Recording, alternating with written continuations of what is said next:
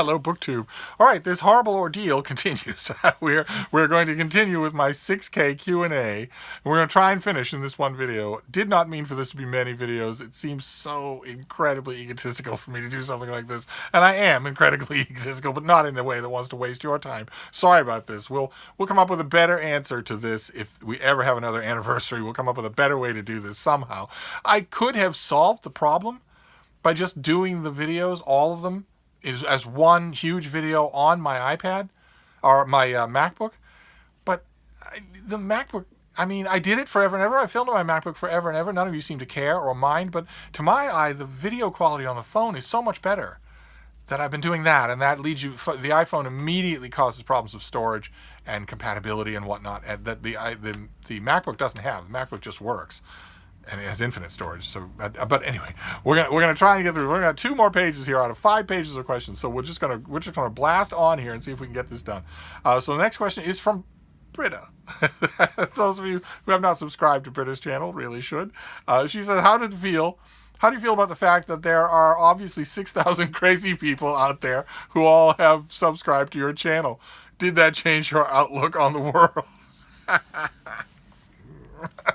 Well, it feels a little weird. I know you probably meant the question as a joke, but it feels a little weird. I mean, 6,000 subscribers to Britta's channel, sure, I would understand. Or Olive's channel or something like that. But as I've said many times, I don't understand those numbers when it comes to this channel. All I do is, well, anyway, I'm not gonna rehash that question. I told myself I'm just going to consider it a mystery, one of life's mysteries that cannot be solved. I honestly, it is not self-serving. I'm not fishing for compliments. I honestly do not know why people watch this channel, but the fact that so many people do, 6,000 people, that's an astonishing number from when I started. I would never have imagined that could happen. And I know that people always say that, but I really do mean it. I knew from the beginning that I wasn't going to be able to offer much to readers in the way of technical expertise or pictures or edits or music or anything like that. And I have been true to that prediction. I don't offer anything except my face and occasionally Frida's face. Maybe that's what does it. I don't know. But it has changed my view of the world as a reader, believe it or not, because I have so many more readers now that I'm in direct contact with, whether it's through comments in my comments field or through watching videos where I think, okay, well, I've been watching this person for a long time. I think I know a lot of their personality fairly well. Quite a few people I have contact with outside of BookTube videos, one-to-one contact. So I'll watch somebody's video and I'll think, okay, well, I've had years now of interaction with this person, and I now know a bit about them. I might not presume to know a lot about their personal life, but I know a lot about them as readers, and I take them seriously as readers. And here they are talking about a book that I read last year and didn't like and pretty much dismissed. And they're talking about it seriously, and they may not have loved it, but they liked it more than I did. That has a wonderful feeling of making me question myself and making me think, okay, well, if it was just bandwagon jumping in Publishers Weekly, it'd be one thing. But if it's so-and-so or so-and-so, and they're saying there's something to this book, then I should probably pull it down off the shelf, clear my mind, and re-examine it. And that has led to a lot of good discoveries on my part. So in terms of changing my worldview, your snarky question about changing my worldview, it actually has in a way. It sounds sappy, but it has. And I wouldn't have it any other way. I love that. And had no idea I would experience it so directly on BookTube. I had no idea. Then Gregor Zweig says, thoughts on George R.R. Martin's A Song of Fire and Ice. How's that for a quick question? Of course, it's a huge work of ambition. Of course, when he was in the wilderness after Wild Cards, but before this, and people were saying to him, Robert Jordan, a couple of other people have proven that a big, massive, bloated, open-ended fantasy epic is a license to print money in the American book market. You'll never want for convention appearances. You'll never want for licensing. You'll never want for fans. You'll have millions of fans that you've never had before. And he resisted and resisted and resisted and finally thought, okay, well, I could do something with warring houses squabbling over territory while the end of the world approaches behind the scenes. And he wasn't anticipating HBO. He wasn't anticipating anything like that. That all came afterwards. What came first was the total vindication of all of that advice, which was that yes, it is a license to print money. It was the best decision as a writer that he could ever make. I think the books sometimes bring out the worst in his writing. This is somebody who can do really good, disciplined, careful writing. And I don't think in A Song of Ice and Fire, I don't think you will often find long stretches of careful, disciplined writing. And some of the books, there are long stretches that, again, as with almost any massively popular cultural phenomenon of a book, you're not really anymore looking at the page-by-page quality of the prose. You're looking at something else. Something else is going on here. I think in terms of that, A Song of Ice and Fire certainly lets down the reader less than a lot of other mega successful series. Like you automatically think of Twilight, for instance, or something like that, or Brandon Sanderson's Cosmere series, which came up earlier in these questions. You automatically think of things like that, and Martin is obviously operating on a higher level literarily than those things, or the Harry Potter novels, God help us all. But in a way, it's almost beside the point, because once these things become cultural phenomenon, people are going to the books for different reasons than that. So there is no short answer to your question. But the short answer to your question is, I like A Song of Ice and Fire. I'm sorry that Martin never finished it. I wish that weren't the case for two reasons. One, because inevitably, if it's Brandon Sanderson, I think it will inevitably be Brandon Sanderson who does it. But if it's not him, maybe Joe Aronson or something like that would be brought in to finish it. Inevitably, that final volume will be discordant when you look at the set of books. It will be discordant. And also because when an author dies or retires without finishing a series, it's an open invitation to their estate and to their publisher to just keep the series going, to continue it somehow. And I'd rather not see either of those things happen. I'd rather that he finish the book himself. But if you don't write, then you're not going to write. If you don't write, you will not have a manuscript. That is kind of obvious, but in the 21st century, maybe it needs repeating. If you spend every day of every week, of every month, of every year not writing prose, then you will not have a manuscript ever. It will not happen. So I don't know. I'm not sanguine about it at all. Let's see here. Ingrid Fitz asks my favorite Trollope character and why. And those of you who know, there are two of you who know me in real life, know this. You're going to immediately think you know the answer to this question. A lot of you, from listening to me talk about Trollope, all these read-alongs, will think that I'm going to say Lady Glencora Palliser.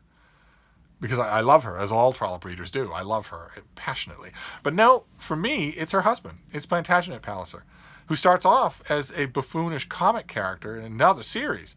And in the Palliser books, slowly, glacially slowly, changes, grows.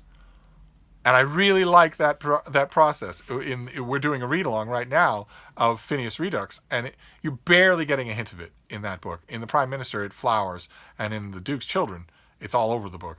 And that really moves me. It works on me. I really like that. I don't know that Trollope ever planned it, but I don't think you could achieve that effect in a single book.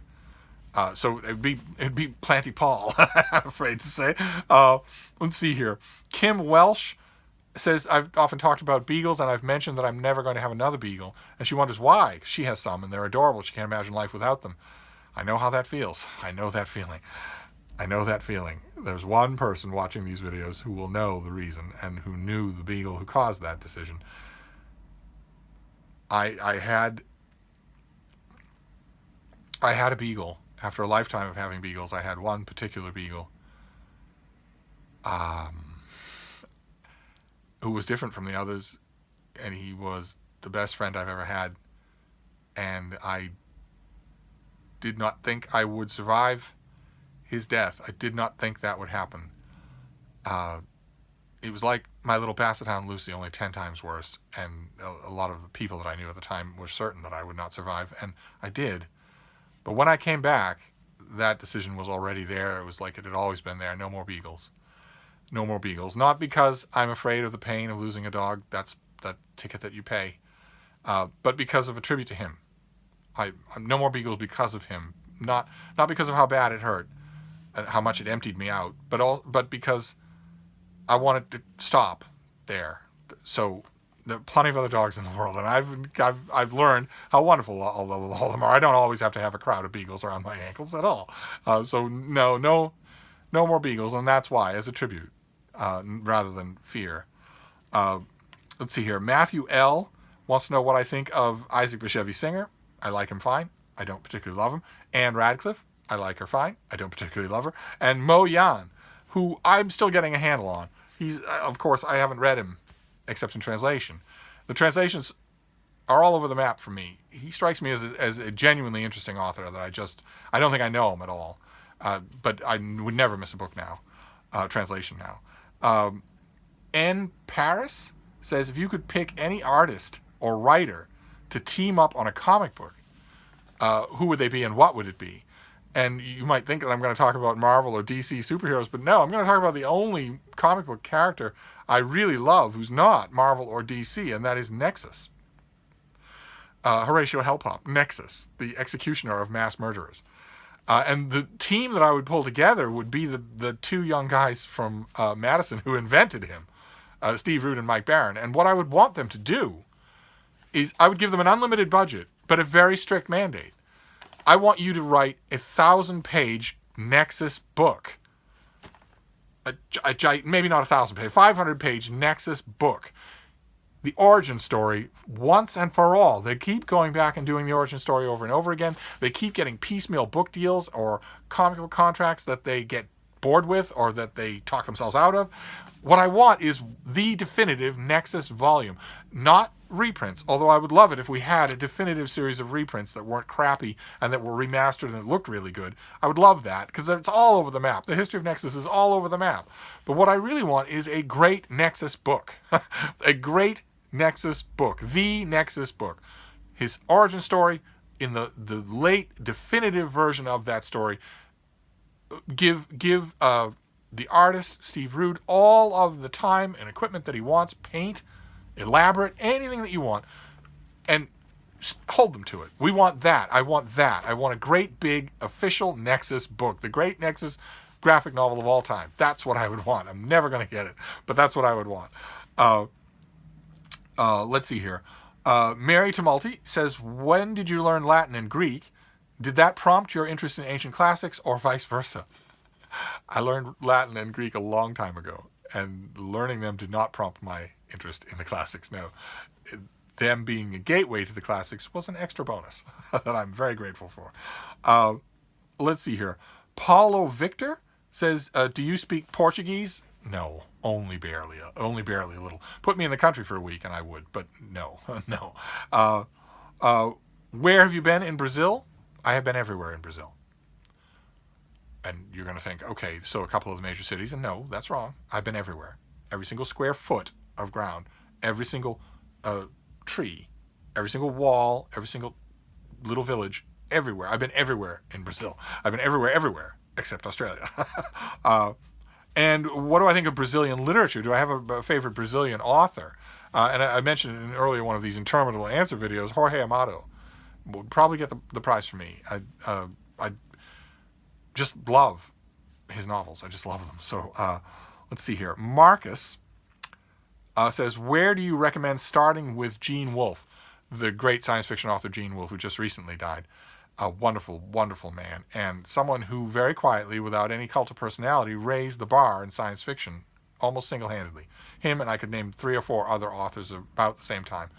And where to start with him entirely depends on your reading sensibilities. If you want a novel, then I would start with Shadow of the Torturer. Start with the beginning of his great fantasy epic. And if you don't want a novel, he also wrote volume after volume of great short stories. Just pick one of them. I think Gene Wolfe, aside from the New Earth books, is entirely out of print. I don't think you could go into a bookstore and get a collection of short stories. But science fiction paperbacks used to exist. They will be out there. If you're serious about this and you don't have a really good used bookstore, just sound off in the comments field, because I would be happy to find some Gene Wolfe for you. I go to used bookstores sometimes, and I see him sometimes. I'd be happy to grab the next thing I see. Let's see here. Orthia NZ says, have you ever, in hindsight, changed your mind on a review that you wrote? In minor ways. Sometimes I have been too harsh on a book.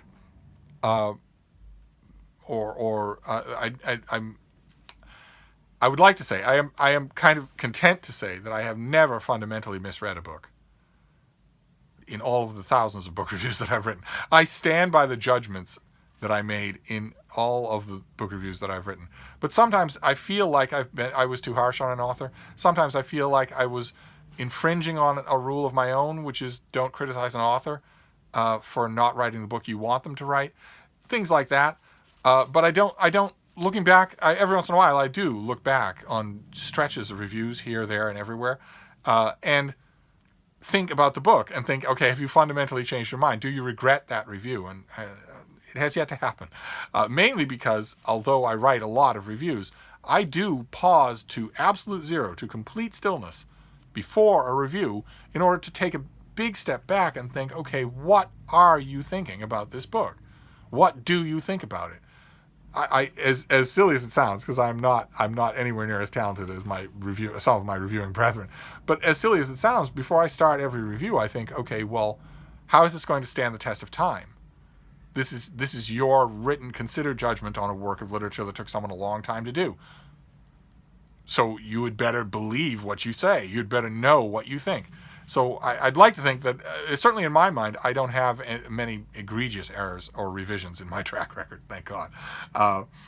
Let's see here. C.M. Spiff wants to know what I think of David Mitchell. I think he's incredibly talented. Even when his books occasionally misfire, I never read a book of his that didn't have a misfire somewhere in it. But I've never read a book of his that was entirely a misfire either. I think he's incredibly talented. I think it will be lucky he has lots of masterpieces in front of him. That would be great. I eagerly look forward to every book he writes. Alan Morton says, how old are you really? Or to put it more politely, what was Noah really like? I am, as is well known, 28. Okay? You people. Patrick Kenny says, would I consider doing a World War II starter kit? And when I read that question, I was amazed that I hadn't done it already. Yeah, it's a great idea. I can somehow do 10 books on World War II. I can somehow do that. And I think I know what they would be. So that goes high on the list. I really have to get back to starter kits anyway. And that goes high on the list. And also another starter kit that so many of you have emailed me and said is the Western Canon Part 2. And I should do that as well. I will do these things. Absolutely. William says, what do you think of Victor Hugo? I really like him. I don't know what to do with Les Miserables. I don't know what to do with that book. I've tried it many times in a couple of different translations, but everything else, I love it. Absolutely love it. Except maybe his poetry. He also has great biographies of Vincent Van Gogh. There's one, I'm not sure if I'm getting the author's name right, Stephen Naifa. It's comparatively recent. I think it's just about within 10 years. And I loved it. I thought it was really, really good. Really energetically re-examined some aspects of the received story of Van Gogh in ways that I thought were thrilling. And he also wants to know American Revolution books, aside from Patriots by Langguth. And it's going to seem a little gimmicky, but I would strongly recommend Rick Atkinson's new book, The British Are Coming. It's coming out in May, I think, and it's really, really good. It's volume 1 in what is going to be a trilogy about the American Revolution that I think will be great. I think it will be... This is a guy who did a trilogy about the U.S. Armed Services during World War II, the Liberation Trilogy, that got better as it went along and ended up being a classic of military history. And I think this is going to be the same thing, maybe even a little better. So when The British Are Coming comes out, or take the advantage now to pre-order it at your library, get in line for it, because it's really, really good. I'll be reviewing it, but I strongly recommend it. And then Over the Hills and Far Away says, if you became a ghost, who and how would you haunt? I have two choices here. I can either make a joke about haunting all of you as a ghost, so that the minute you start thumbing through Instagram, you hear a ghostly voice saying, get to work. That would be the fun answer. And the wet blanket answer would be to remind you all that there's no such thing as ghosts. So you lose either way. Let's see here. Minnie Gunnifer says, have you really spent more than half your life on the water? Can you tell us how you managed to do that? I have spent. I'm not sure. I'm very old now, so I'm not sure, but I've spent a huge chunk, probably around 50% of my life on Earth, on the water of the planet instead of on dry land. And how I managed to do it is not hard. If you go from boat to boat, it's not that hard. There are many times where I would just get off of one vessel wherever I'd been, whatever capacity I'd been on. I'd troop off with my dogs and my footlocker, and immediately book passage somewhere else. I wouldn't even go into town. I would just immediately go from one place to the other, one slip to the next, and then off again. It's habit forming. When you do it, it's habit forming. So it wasn't, back then, it wasn't all that hard for me to do. I would never do it now, of course. Let's see here. Ancient Yokunda says, when did you go vegan and why? I have flirted with veganism many times in my life. And the reason has always been the same, because I know the people who are being butchered, and I know the conditions under which they're dying, and they're mind-staggeringly horrifying. Don't take my advice and don't look up any videos on YouTube. They're all there on video on YouTube. Don't do it. Read, sure, but don't look at the videos. I swear to God, you will never get them out of your head. And I knew that before there were videos. I knew how all this happened, and that was really the tripping thing here, was that there's nothing that justifies being a part of that. Nothing could possibly justify being a part of that much wanton, sadistic cruelty. And not just at the moment of execution, but for the whole lives of the animals involved, that are no different than your life. It's not like a pig who spends their whole life in a wire mesh cage peeing onto the pig below is thinking, well, I don't know, I've never known anything different than this, so I don't really mind. They mind, they hate it, they're miserable and horrified, and you would be too. That part is no different. Doesn't matter if you can do calculus or read a book. But the real tipping point for me, I mean, I will make exceptions depending on whether or not I'm someone's guest, but the real tipping point for me is how easy it is. It is just so easy to go without, to opt out of a cycle of horrible masochistic violence. It's so easy to do that and just eat your fill. And of delicious food. It's so easy to do that sort of was the extra nail in the coffin for me. Is that it's easy to avoid doing that and still eat your fill and still have fun with your food and enjoy it. And so that's what did it for me, those two things. But again, I stress, and I'm not trying reverse psychology here, don't watch the videos. They will permanently lessen the quality of your day-to-day life to see these things, because a lot has been filmed now with hidden cameras, or even by employees who have long since desensitized themselves to what they're doing, to the point where they don't think. I wouldn't do it if I were you. Just read about it. Reading the abuses is bad enough, and then give it a try, and then just give it a try. That's all. It's no harm done. There's still an enormous bloodthirsty industry out there, whether you're part of it or not. So give it a try. Once you read up on it and you think about it, then give it a try. Buy a bag of rice. Buy some vegetables. Clean them. Serve them. Maybe look. YouTube is covered in choices, so that you can come up with a nice, quick stir fry of vegetables with oil that didn't cause any animal to die. And see if you don't like it. Try it for a week. Try highly fortified breakfast cereals and have them with water. I know it sounds gross. It's not how any of us were raised, but try it. That's all. Just try it. Fill a bowl with Special K or cornflakes or whatever, and dampen it with water. Maybe add in a pinch of sugar, and try it. I'd be willing to bet that in a day or two you'll realize this isn't really that bad. This is certainly doable. I could be wrong, but let's just move on here. So this become okay. I'm in the Mystic. Says, in honor of Notre Dame, what building do you find most inspirational or beautiful, and what is the most beautiful building that you have ever visited? And is there a great book that you would recommend on architecture? And my answers are, again, going to be very, very predictable. Because I've been to inside of every great palazzo in Venice, even the places where tourists don't go. I've been in every room, every hallway, every back room. And, of course, I love the U.S. Capitol. I think it's just beautiful. It was made to be memorably beautiful, and it is.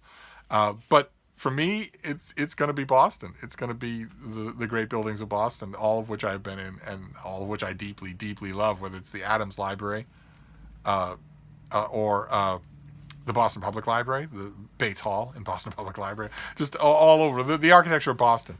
And in terms of books, the big indispensable architectural reference guide, the thing that if you really want the definitive book on architecture, it'll be expensive and it's very heavy, it'll sit on your shelf, but the one to have is Sir Bannister Fletcher's book, A History of Architecture, which is beautifully illustrated. It's beautifully bound. The pages are onion skin. Even the black dust jacket has a kind of elegant beauty to it. So I recommend that if you want a go-to book, the book to have. But there are two books that I wanted to recommend. They're both by Mario Salvadori. They're called Why Buildings Stand Up, and then the sequel, Why Buildings Fall Down. And they are really energetic thinking about the principles of architecture. I don't know if they're in print anymore. But they had a heyday, so a used copy might be findable, and they are well worth your time to read if you're interested in architecture. And then we're going to end. We're almost done. We're going to end here with Jummy Coke, something like that. Why do you go offline at the end of every year? How long have you enjoyed that ritual? We're halfway there, so a lot of you who are new to the channel won't know what this person is talking about. I should stress here, I don't mean to be a brat about it, but I don't go just offline at the end of the year. I disappear completely from the world at the end of the year. I disappear from the time stream at the end of the year. It's a quite different thing from what I do every night when I go offline in order to read. It's orders of magnitude different from that. And I've done it for a very long time. Those of you who are new to the channel, we'll be talking about it again in late December. But what the question person is referring to is that at the end of every year, in the turning of every year, I disappear. And then I come back, usually. I don't take anything for granted. Nothing crosses that terminator at all. No assumptions do. No forward, no motion at all does. But I disappear in order to... Friends of mine have said regenerate. But I don't know how to describe it. I've never known how to describe what I do at the turning of the year. It's not just going offline, though. But I love it. I can't do without it. I'm a long way off from it now, half a year off from it now, so I'm not really thinking about it in terms of the desperate need that comes on me in December. But that is it. That is our 6,000 Q&A. I don't know how many videos it was because I kept getting interrupted with technical problems. I don't have any idea how long the end product will be, but we're done. We're done for now. I want to thank all of you, not just for the fantastic questions, but also for being there for 6,000 people. That's incredible. I'm having a ball doing this. I'm glad from what I sense from these questions that a lot of you are too. So we're just going to keep doing it. We're just going to keep nattering on about books. So I will do that as soon as I'm done. So thank you, BookTube.